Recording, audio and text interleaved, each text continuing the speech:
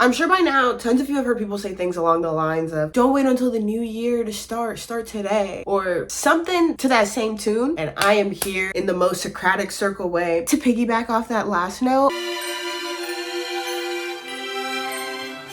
As corny as it is, it's true. Most of the time, corny stuff is corny because it's true. Like, you don't want to go into the new year questioning or just now starting to think, ooh, what do I want to do this year? You want to go into the new year with a game plan that's clear, concise, and essentially going to be your roadmap for the year. So today, we're planning for the new year together. I kind of already did a lot of these things, but I did record one, me doing them, and then two, also, we're gonna be talking about the things, okay? Clips of me, the footage of me doing this stuff is pre-recorded because I already done them. And I know it's a little late for you guys, but so grab your iPads and let's get into it. Going into the new year with this game plan comes with a few positives. One, it helps you enter the new year with clarity. Two, it reduces overstimulation, any other overs. It reduces all that immediately. You have a guide, you're not guessing. And last but definitely not least, you're going to feel grounded,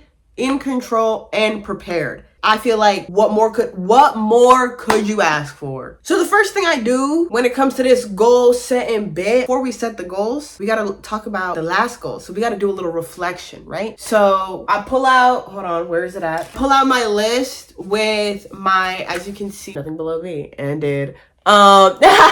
But goals 2025, I literally break down my goals by segments or sections of my life. So school, fitness, finances, and career. Those were the 4 categories I had last year. And I accomplished all of my goals under the school tab. Slay for me. The only one I haven't accomplished under my career tab is getting a big girl job. We're working on it. The finances, I'm a young girl in my 20s, y'all. Like, money comes and goes. Don't worry about it. And then my fitness goals, that has been a whole conversation in itself. I will definitely film a full video on that, talking about like a reflection of my year in fitness for you guys another time. Just like looking at the goals that I've made, sometimes I make goals and they're a little too ambitious. I get to see how the year went versus what the original goalpost was. And it may be like, sometimes you gotta pull that goalpost up. Sometimes you underestimated yourself and you gotta push that back. And that's okay. That's what this is for. Because you want to be realistic when you're setting your next set of goals. But yeah, I also like to use this opportunity to give gratitude. I am so thankful to my support system, my family, my friends, my significant other, my community, literally God. The amount of stuff that a person can like go through in a year is crazy, but God. The way that like I literally trials and tribulations, but God.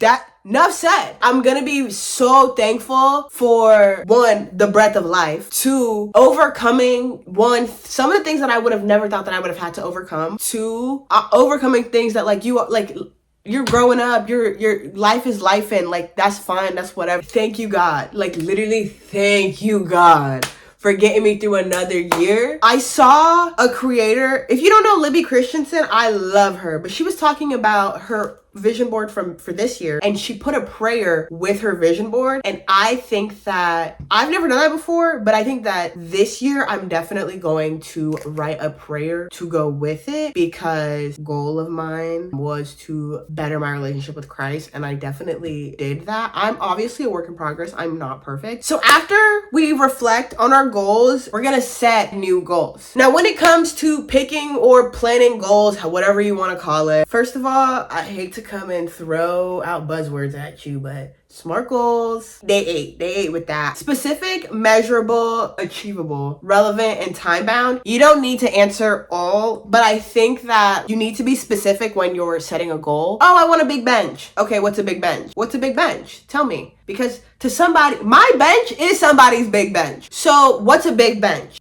Right. I want to bench 200 pounds. Bam. That right there, that is the specific. The S and M really go together, because like if you're being specific, there's going to be a measurable amount. I want to bench 200 pounds. That is specific and measurable, right? Because the goal is the 200 pounds. My current bench is I honestly don't even know. Let's just say for the sake of this video, my current bench is 150.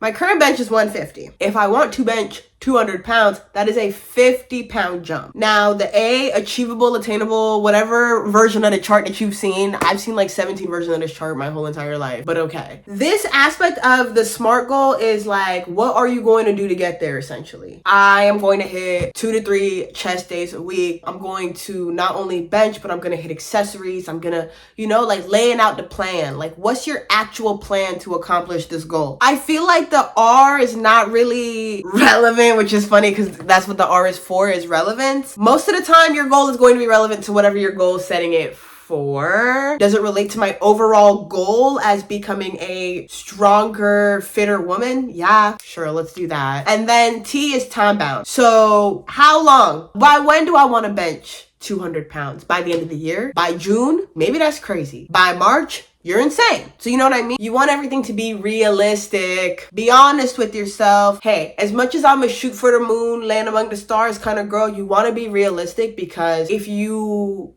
set some crazy behind goal and then you don't accomplish it, your reflection is going to be rough. Another full example of a SMART goal before we move on though, instead of saying I want to run more, I want to run a 9:15 paced 5K by the end of summer. Also, for me personally, I don't know about you guys and how you do your planning, but me personally, I'm not type A, guys. I want to make that very, I'm a type B plus. I like to plan, and I also I got a little ADHD, so I gotta have all my plans. I gotta have everything. I gotta have 17 planners and notebooks and everything. Like, I gotta have it. But I am really big on breaking down my goals by quarter and month, because a really long time ago, I want to say it was like my first year of college, I was on TikTok scrolling one time, and I can't remember the name of this creator, but it was some guy, and he was talking about his productivity schedule,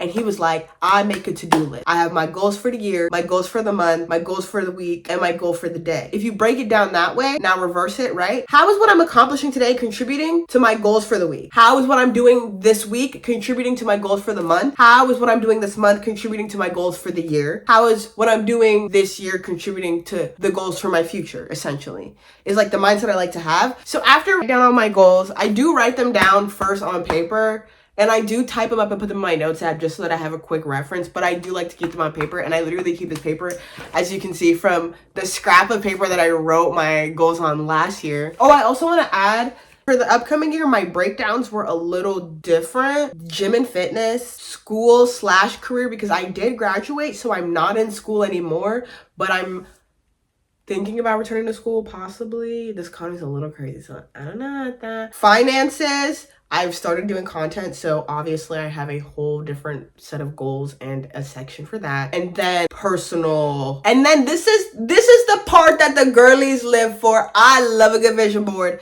Okay, let me tell you this. Okay, I've been making my vision boards delulu as hell for the last 3 years, and guess what? Although I may not live the life that is on said vision board, I think that this is the same shoot for the moon, land among the stars kind of mindset.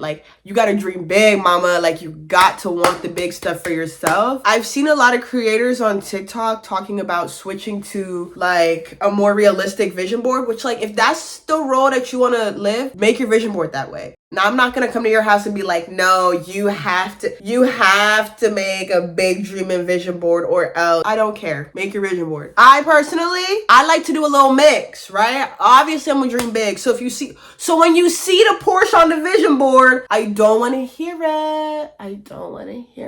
When you see the big, expensive, extravagant stuff, yeah. And when you see the chill stuff, yeah. You're going to use your goals to make your vision board, obviously. I made my vision board on Canva, and then before that, I had used Pages, the Apple Word, or some people use Photoshop to make it an actual cutout vision board, but digital. Or you could actually do a paper vision board. Go for it. But I'm a Canva girl. I'm a Canva and Pinterest girl down. So here's the gag. Last year, I made a board first, a Pinterest board, and then I saved a bunch of my ideas for my vision board there. And then I went through that and kind of narrowed down my options and made my vision board. This year, I was kind of collecting pictures throughout the year. Things I want for myself, things I'm envisioning for my future and the future that I want, the betterment of myself, the kind of woman that I want to become. Because I am going to be a grown woman one day. I'm just trying to... I'm just trying to get there. But after I go on Pinterest, I take everything back to Canva. I upload it. When I tell you guys my Canva upload is literally spammed right now with all the pictures from my vision board, it is. But I upload them. I rearrange everything. I do the layers, whatever. I've kind of got like a little like, but this is kind of, ooh, there we go. I'll put a screenshot of it on the screen. I really think that when you're doing this, you need to be intentional throughout the whole entire process. Nothing changes if nothing changes. I'm so serious. You cannot expect new things to happen. You cannot expect growth. You cannot expect change. You cannot expect anything new to happen if you're not doing anything new. If you've been doing the same thing and it's not working for you, why do you think that trying it again is going to make it better? When time and time again, it has been proven to not work. You're trying to believe in something when there's empirical evidence for you to just, you gotta switch it up. It's okay. It's okay. It's okay. All right? Don't shoot the messenger. I want better for me. I want better for you. You want better for you. My little motto that I always say to myself, how bad do I want it? How bad do you want it? Truly, how bad do you want it? That's what you gotta sit down and think about when you're writing your goals, when you're going through, when you're planning out. How bad do I want it? What am I doing? Am I willing to do everything that I can to go after my goals? Am I doing everything that I can to go after my goals? With that being said, I just wanted to give y'all a little motivation for the new year and the end of the year. I know this time of year, everybody and everything tends to like get really, really fast and then really, really slow. So I just want everybody to like kind of just like take a deep breath, reflect, plan. You can't say you want better and then do nothing about it, okay? So here's you doing something about it. Thank you for tuning in to another day of Vlogmas. I appreciate you guys more than you will ever know. And I'll see y'all in the next one. Bye.